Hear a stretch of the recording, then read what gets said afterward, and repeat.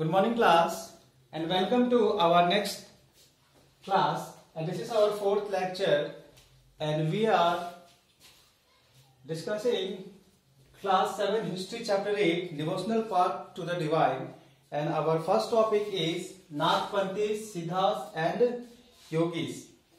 So let's see class कि इस topics में हमें क्या देखना है कि नाथपंथीज कौन है, सिद्धास कौन है और योगीस कौन है, और इनके जो स्पिरिचुअल थॉट्स थे या फिर इनके जो भी टीचिंग्स हैं, and how this people saw religion और god as a different manner.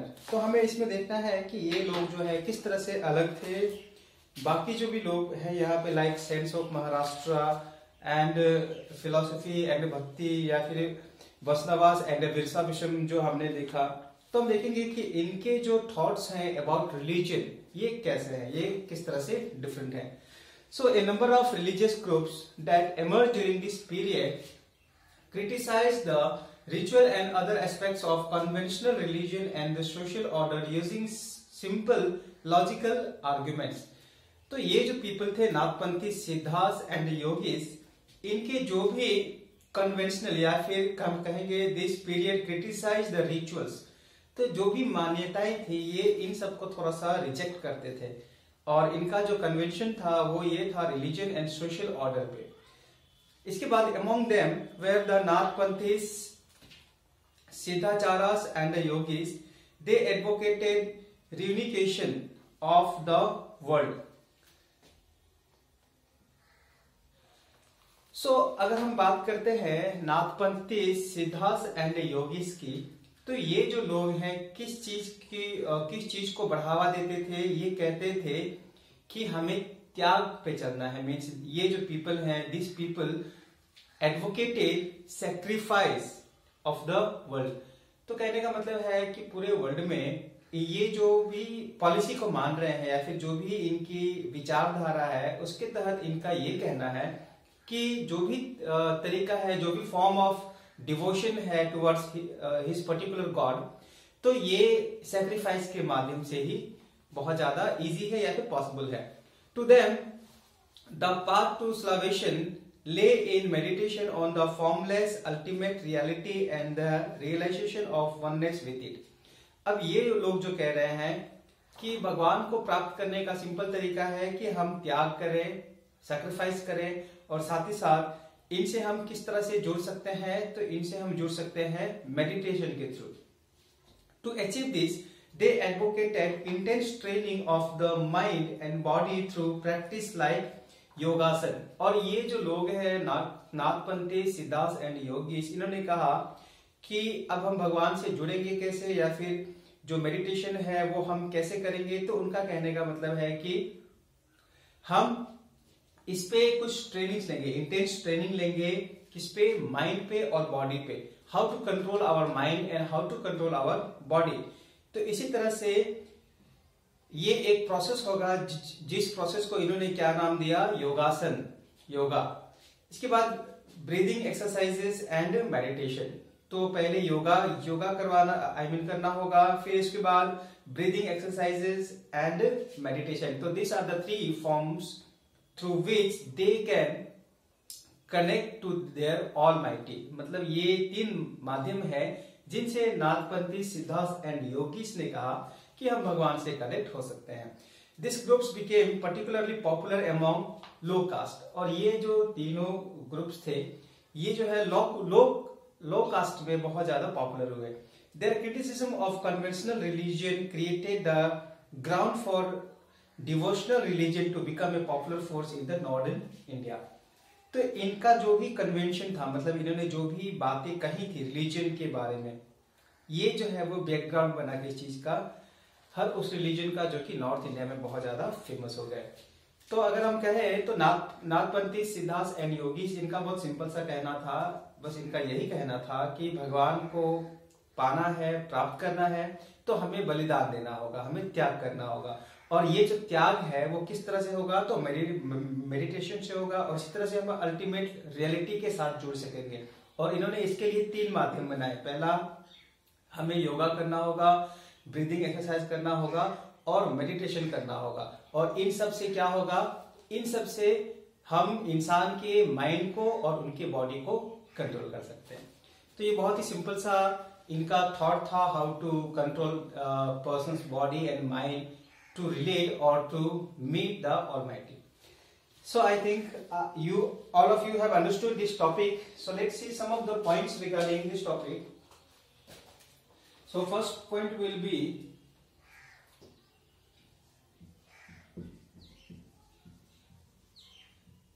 a number of religious groups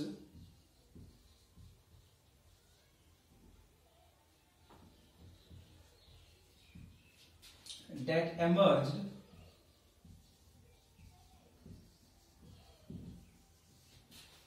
during this period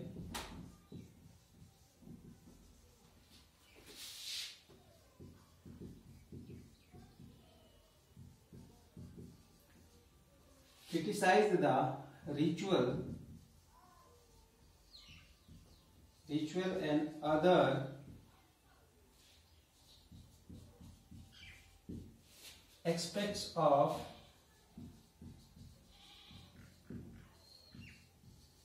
conventional religion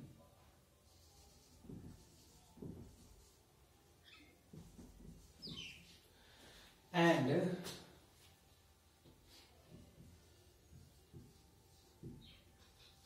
the social order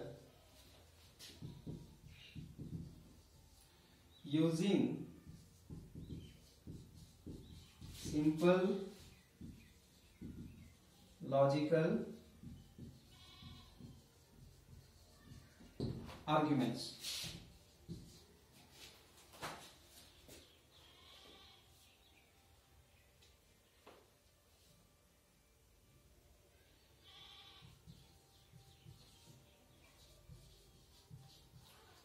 They advocated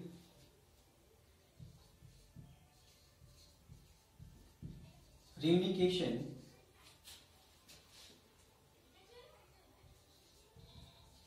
of the world.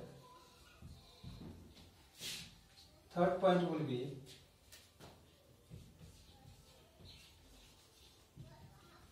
to achieve this they advocated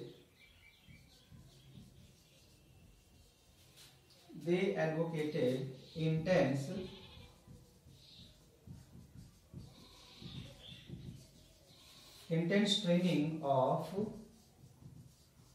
mind and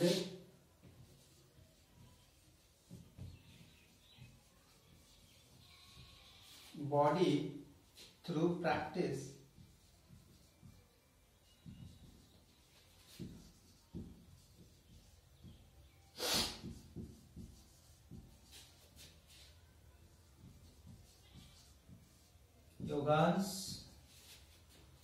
yogas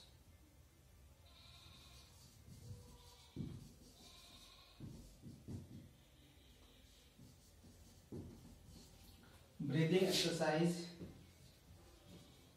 and meditation. So class, these are the three topics regarding Nagpanthis, Siddhas and Yogis. So all students are requested to write down these points on your notebook. So let's see some of the next point of this chapter, next topic.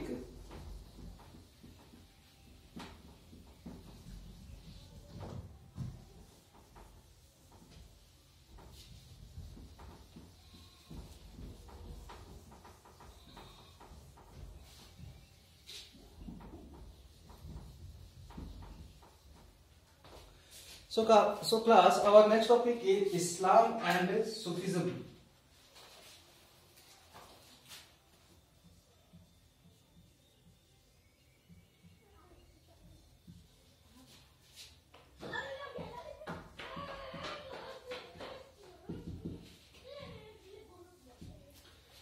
Islam and Sufism.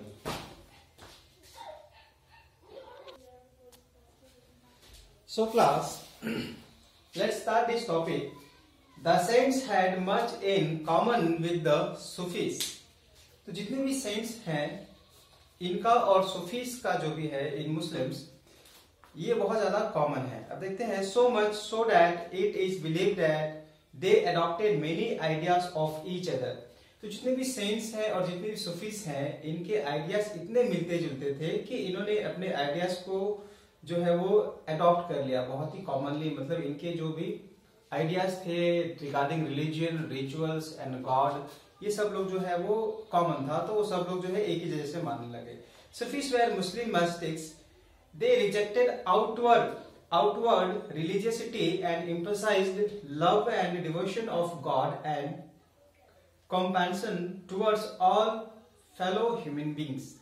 तो कहने का मतलब है जितने भी Sufis थे इनका ये मानना था कि जितने भी रिलीजियसिटी है, मतलब जितनी भी धार्मिक चीजें हैं, जितने भी लोग धर्म से रिलेटेड जो भी कार्य करते हैं, इनका एक ही काम है कि इनका जो लव है टुवर्ड्स हिज गॉड, इसी को ये क्या कर रहे हैं, कंपैरिजन कर रहे हैं। मतलब कहने का मतलब है इनको प्राप्त करने के लिए ही ये सारी चीजें कर रहे हैं। मीन्स सिंपल में हम कह सकते हैं कि सूफीज का ये कहना था कि जितने भी धर्म के लोग हैं और वो जो भी रिचुअल प्रैक्टिसेस करते हैं, कस्टम्स करते हैं, तो इनका एक ही मतलब होता है कि वो अपने गॉड को या फिर उनके बिलॉव्ड को जो है ये बहुत ज्यादा रेस्पेक्ट कर रहे हैं, वर्शिप कर रहे हैं और वो उनसे कनेक्ट होना चाहते हैं। तो कहने का मतलब ये सबसे सिंपल है कि सूफीज का ये कहना है कि जितने भी पीपल हैं वो जो भी काम करते हैं वो एक डिवोशन के अंडर में करते हैं towards his particular God.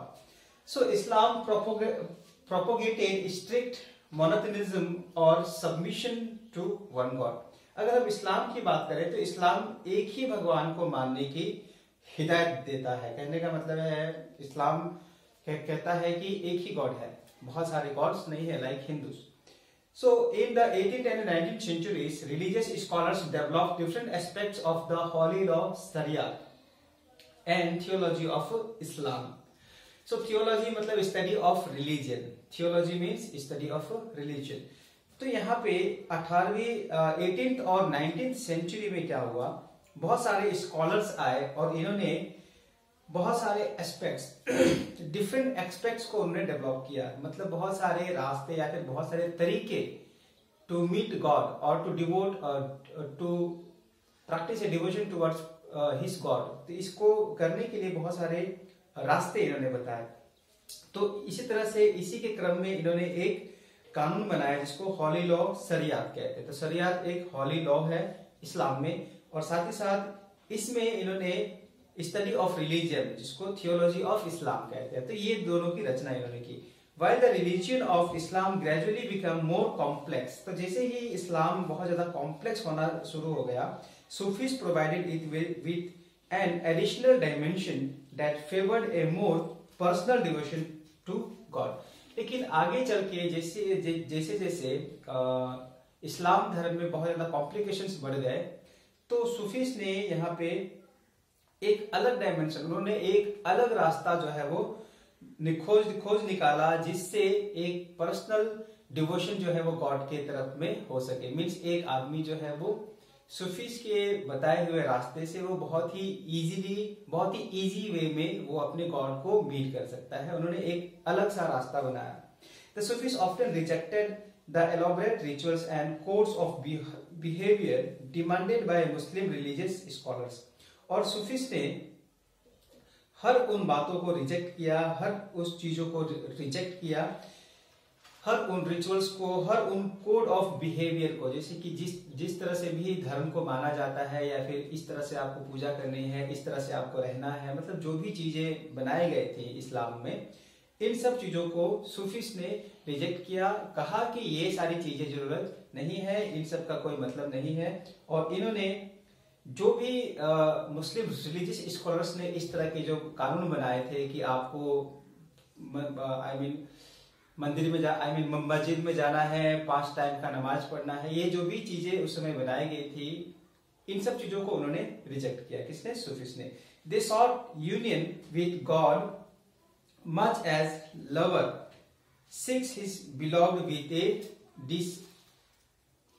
Disregarded for the world. तो इन्होंने ये भी कहा कि जितने भी गॉड जो गॉड हैं और उनके जितने भी चाहने वाले हैं या फिर जो उनके भक्त लोग हैं, इन सबको जो है बिलॉव, मतलब इन सबको जो है बहुत ज्यादा प्यारे हैं कौन, भगवान के लिए, आई मीन या फिर गॉड के लिए ये जो उनके भक्त हैं बहुत ही ज्यादा प्यारे हैं, चाहे वो पूरे वर्ल्ड में हो।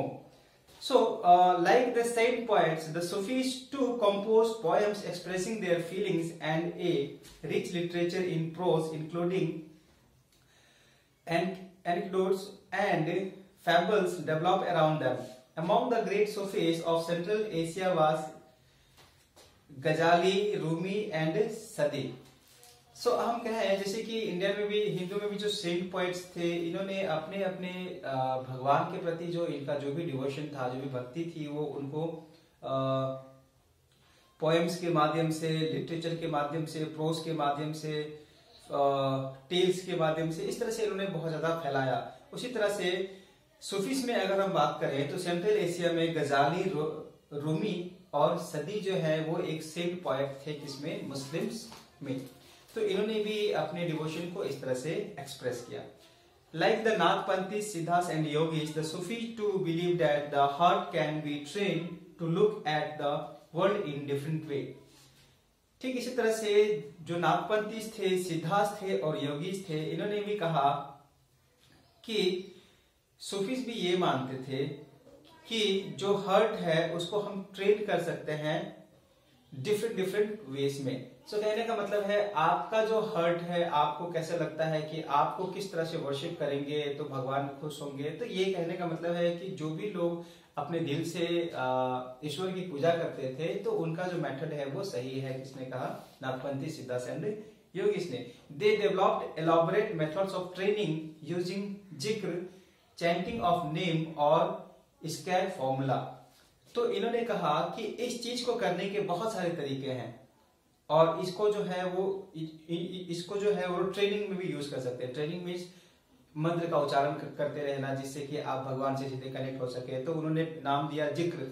तो जिक्र क्या है? Chanting of name of particular god, discussion of parables, breathing control. तो इन्होंने भी जो है वो लगभग physical controlling mind and body के लिए भी इन्होंने, like Nagpanthi, Siddhas and yogis, इन्होंने भी बहुत सारे रास्ते बताए थे। साथ ही साथ under the guidance of master और पीर, तो ये जो भी चीजें वो करेंगे जैसे कि controlling their mind and body, तो ये किसके अंडर में करेंगे? Under the guidance of their master. तो मुस्लिम्स में या फिर इस्लाम में उनके मास्टर्स को हम पीर कहते हैं। तो पीर के अंडर में ये सारे लोग जो है इस तरह की चीजें करेंगे।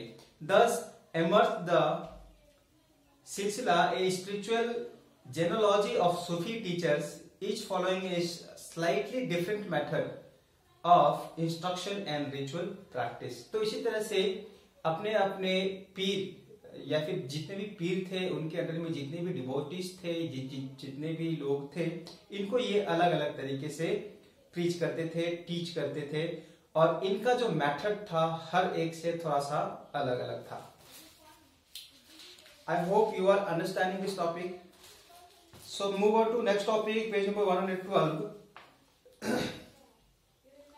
A large number of Sufis from Central Asia settled in Hindustan from the 11th century onwards। तो बहुत सारे सूफी जो है वो सेंट्रल इंडिया में बस गए थे 11th सेंचुरीज में। This process was strengthened with the establishment of Delhi Sultanate। और ये कब से हुआ? जब दिल्ली सुल्तानेट जो है या फिर दिल्ली सुल्तान ने दिल्ली पे कब्जा किया या फिर जब दिल्ली सुल्तान वहां पे स्टार्ट हुए। When several major Sufi centers developed all over the subcontinent। उसके बाद बहुत सारे सूफी सेंटर्स जो है वो पूरे भारत में फैल गए। द चिश्ती सिलसिला was among the most influential orders. और इसमें सबसे इंपॉर्टेंट अगर कुछ था तो वो है चिश्ती सिलसिला, जो कि सबसे ज्यादा प्रोमिनेंट था या फिर सबसे ज्यादा इन्फ्लुएंशियल था। It had a long line of teachers like Khwaja Moinuddin Chishti of Ajmer, Qutbuddin Bakhtiyar Kaki of Delhi, Baba Farid of Punjab, Khwaja Moinuddin, Khwaja Nizamuddin Auliya of Delhi and Bandanawaz Gisudaraz of Gulbarga. तो ये जो भी स्पिरिचुअल लीडर्स थे, ये इन सब में सबसे प्रोमिनेंट थे, सबसे फेमस थे। The sufis master held their assemblies in their khanqahs और hospices. So hospices means house of rest for travellers. So hospices क्या है? वो एक घर है जहाँ पे जितने भी यात्री आते थे वो वहां पे रेस्ट करते थे। तो आप नीचे एक पिक्चर दिया गया है, इस पिक्चर में आप देख सकते हैं दिस इज ए हॉस्पिक, और यहाँ ये जो घर है या फिर ये जो बिल्डिंग है इसमें वैसे लोग आकर के रेस्ट करते थे जो कि उस समय ट्रैवलर्स थे, यात्री थे। So devotees of all descriptions including members of the royalty and nobility and the ordinary people flock to these khankas। तो यहाँ पे ये जो खानका है, यहाँ पे चाहे वो राजा के फैमिली का हो, नोबेलिटी हो या फिर रॉयल्टी हो, किंगशिप हो या फिर नोबेलिटी हो, ये लोग भी रहते थे और ऑर्डिनरी पीपल भी। They discuss spiritual matters, sought the blessings of the saints in solving their worldly problems। और ये जो खानका है इसमें स्पिरिचुअल मैटर्स के बारे में डिस्कस होते थे, और यहाँ पे जितने भी संत कबीर लोग होते थे वो आते थे, और यहाँ पे जो भी यात्री थे इनको ये जो है अपना नॉलेज देते थे, और ये सारी बातें जो है वो वर्ड के थ्रू ही उनके जो भी प्रॉब्लम्स थे वो सॉल्व करते थे। और simply attended the music and dance session, और यहाँ पे म्यूजिक और डांस सेशन भी होता था जिसके थ्रू उनके जो भी प्रॉब्लम्स थे, प्रॉब्लम्स ऑफ देयर लाइफ, ये सारी चीजें सॉल्व होती थी। Often people attribute Sufi masters with miraculous powers that could reveals other of their illness and troubles. और बहुत सारे लोगों का ये भी मानना है कि जितने भी सूफी संत हुआ करते थे, सूफी महात्मा हुआ करते थे, इनमें जादुई शक्तियां हुआ करती थी, और इनके पास इतनी शक्ति होती थी कि ये किसी के परेशानी को खत्म कर सकते थे, किसी के बीमारी को खत्म कर सकते थे। अगर किसी को बहुत ज्यादा डिजीज है तो उस डिजीज को ये क्योर कर सकते थे। लोगों का ऐसा मानना था कि सूफी सेंट्स में बहुत ज्यादा मिरेकलस पावर होते थे। The tomb of or dargah of a Sufi saint become a place of pilgrimage to which thousands of people of all faiths thronged। ठीक इसी तरह से जितने भी संत कबीर या फिर संत महात्मा उस समय हुआ करते थे, तो उनका जो भी दरगाह है मीन्स जहाँ पे वो लोग प्रीचिंग्स देते थे, टीचिंग्स देते थे, या फिर लोगों को जो है रास्ता दिखाते थे, तो उस जगह को इन्होंने क्या बना दिया? एक पिलग्रिमेज सेंटर बना दिया उन हजारों लोगों के लिए जो कि उनमें विश्वास रखते थे। तो आई थिंक आप सबको समझ में आ गया होगा इस्लाम एंड सूफीज्म का उदय कैसे हुआ, इनमें जो सूफीज है इनका क्या मानना है, और जो इस्लाम है और जो सूफीज्म है इसमें बेसिक डिफरेंस क्या है, और लोगों में जो भी कन्वर्सेशन है या फिर जो भी कॉन्फ्लिक्ट्स हैं इसको सूफीज ने किस तरह से सिस्टमैटिक ढंग में रखा, और किस तरह से इन्होंने एक न्यू पाथ बताया दोज फॉलोअर्स ऑफ इस्लाम। तो आई थिंक आप सबको ये टॉपिक समझ में आ गया होगा। So let's see some of the major points regarding this topic.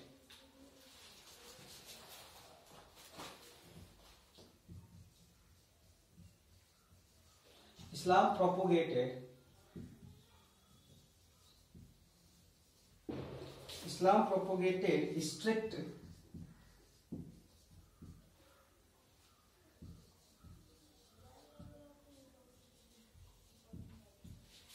monotheism or submission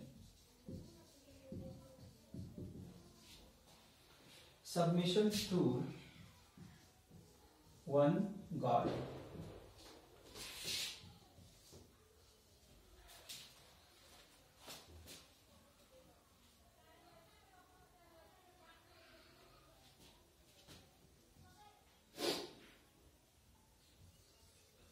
The holy law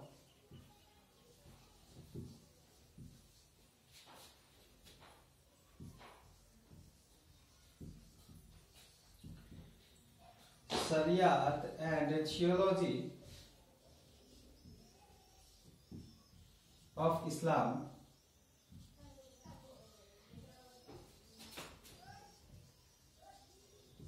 was developed।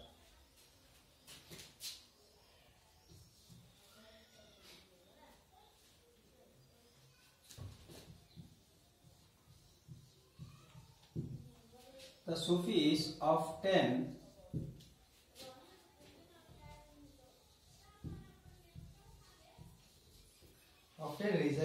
the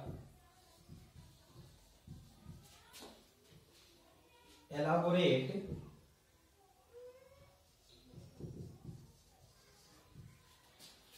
rituals and codes of behavior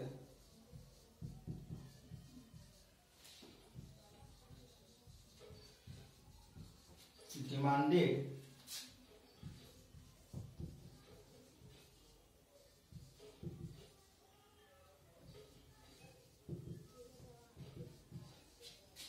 Muslim religious scholars.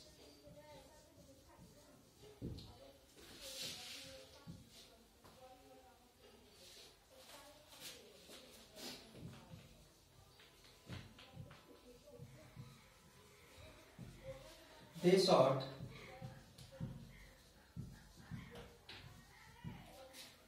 union with God much as a lover seeks in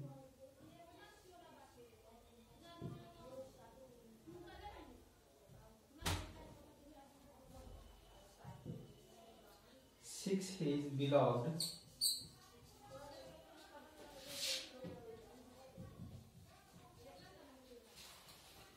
with a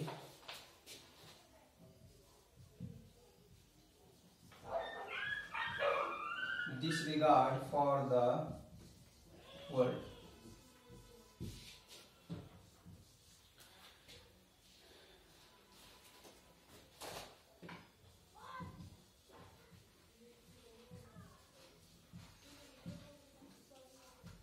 Among the great Sufis of Central Asia,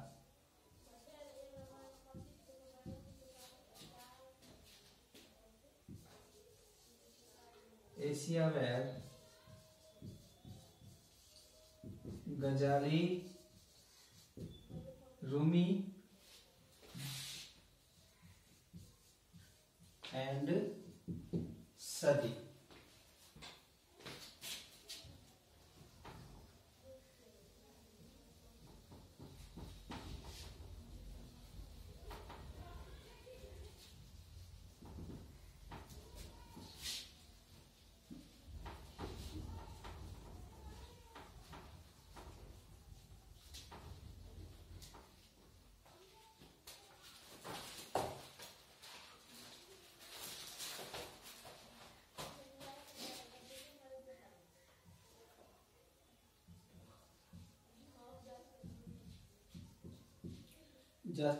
Chishti सिलसिला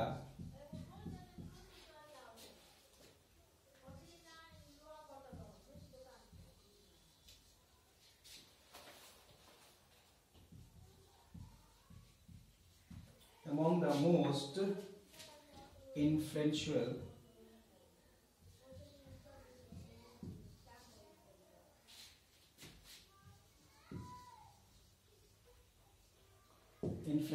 orders.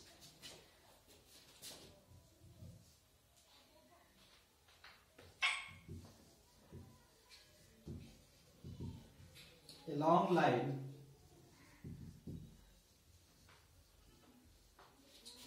teachers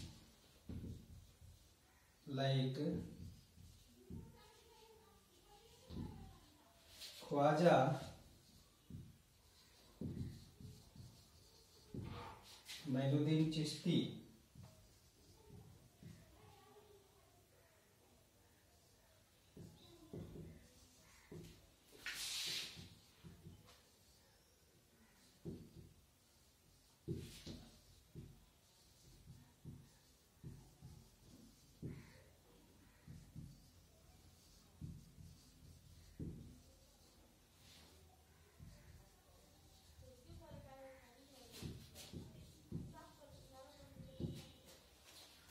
Delhi,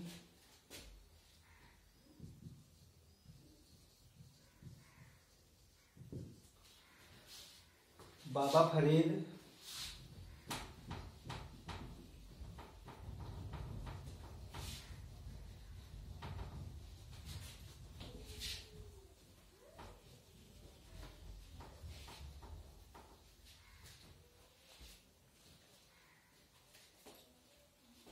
Farid of Punjab,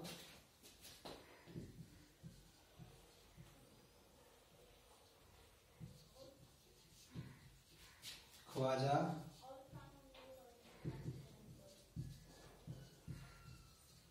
Nizamuddin Aulia of Delhi and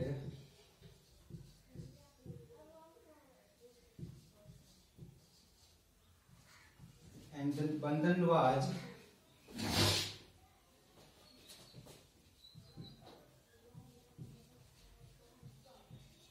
Gasudraj of Gulbarg.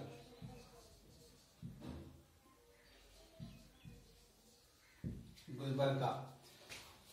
So I hope class all of you have understood this topic, and these are the some major points regarding this topic, and all students are asked to write down this topic, these points on your notebook. And that's all for today. We will come in next class with next topic. Thank you.